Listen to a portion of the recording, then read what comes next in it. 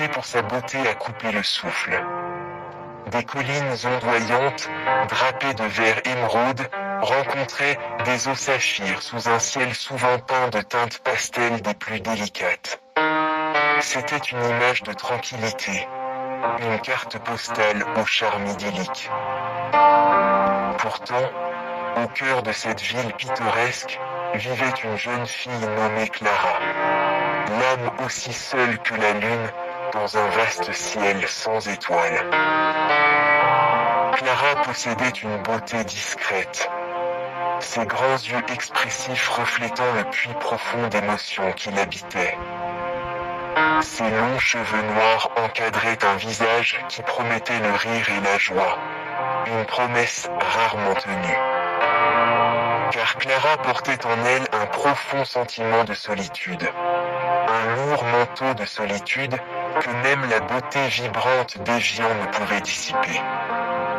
Son rire, lorsqu'il faisait surface, était fugace, comme le soleil perçant à travers les nuages d'orage, pour être aussitôt englouti par l'obscurité qui approchait.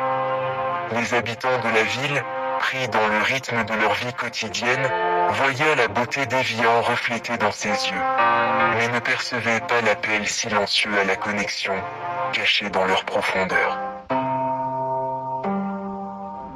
La maison de Clara, une charmante petite maison perchée au sommet d'une colline surplombant la ville, témoignait silencieusement de son isolement. C'était une maison pleine d'échos, où le son de ses propres pas résonnait avec une solitude assourdissante.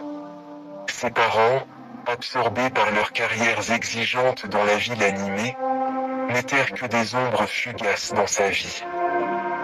Leurs visites peu fréquentes étaient marquées par une succession précipitée de bonjours et d'au revoir hâtifs, laissant Clara le cœur lourd de leur absence, de la chaleur de leur étreinte, du son de leur voix comblant le vide de son monde. Les repas étaient des moments solitaires, pris dans le silence de sa propre compagnie, le tic-tac de l'horloge grand-père dans le couloir, lui rappelant constamment le passage lent et tortueux du temps. Les soirées étaient consacrées à la lecture, blottie avec ses livres, les personnages des pages devenant ses plus proches confidents, leur monde fictif lui offrant une évasion temporaire de la dure réalité de sa propre vie.